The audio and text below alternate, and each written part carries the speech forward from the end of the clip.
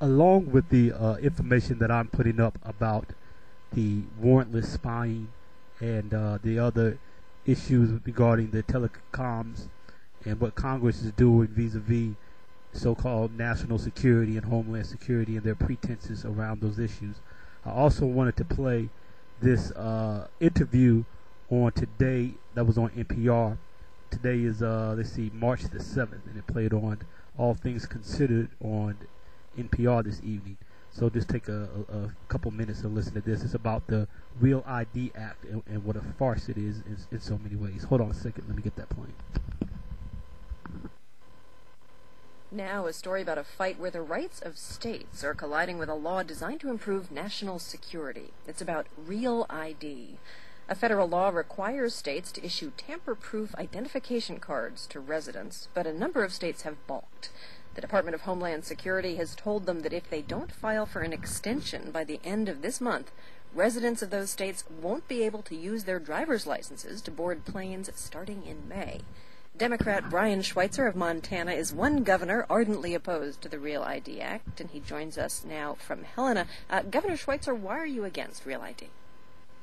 Well, we're putting up with the federal government on so many fronts, and nearly every month they come out with another harebrained scheme, an unfunded mandate that tell us that our life is going to be better if we'll just buckle under on some other kind of rule or regulation. And we usually just play along for a while. We ignore them for as long as we can, and we try not to bring it to a head. But if it comes to a head, we found that it's best to just tell them to go to hell and run the state the way you want to run your state. And unfortunately, this time around, they have they really got a harebrained scheme. This is the way it works.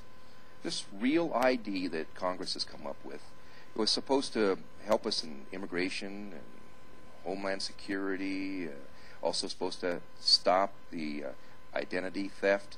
Come on. These Real IDs won't even be available for another, what are they saying, 7 years, 8 years? There is no Real ID.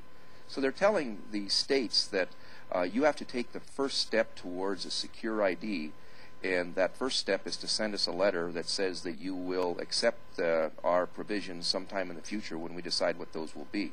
Do you understand the national security concerns here? I mean, the argument is made that during the attacks on 9/11, the hijackers had lots and lots of state licenses and government ID cards, and the idea here is let's have a standardized system. Everybody has the same standards, and there's some accountability here. Almost all of those hijackers on 9/11 would have qualified to have a Real ID. This is the way the system works. You walk into a driver's license bureau in a state someplace, and you present them with a birth certificate. The problem is that we don't have a standardized process of birth certificates across this country. You give me a half a dozen high school students in a Kinko's, and I'll show you a bunch of birth certificates that look very, very real. So you start with a little bit of garbage, and then as you move through the process, by the time you get to Congress and you present them with your Real ID, or you get on an airplane from New York to Chicago and you present a Real ID, it appears as though you have the gold standard of identification. Well, so that everyone understands, the Montana legislature passed a bill that instructs the governor and the attorney general not to implement any provisions of the Real ID. And this is the only thing that I know of that has united the farthest left to the farthest right in Montana politics. There was not one dissenting vote out of 150 legislators. They simply said, we're fed up with the federal government coming up with kooky IDs that do not make us more secure. This is the federal government telling a state must do something and you must pay for it.